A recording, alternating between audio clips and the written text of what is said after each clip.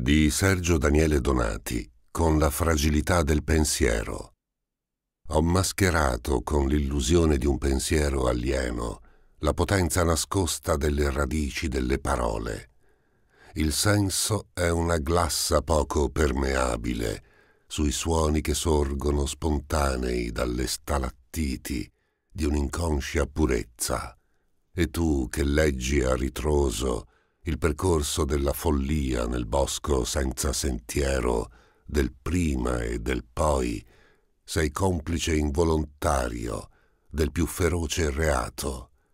Sotto il muschio che dici sacro si decompone senza canto né vestale il corpo di ogni detto, e il sole tramonta in assenza di vento, senza bisogno di testimone.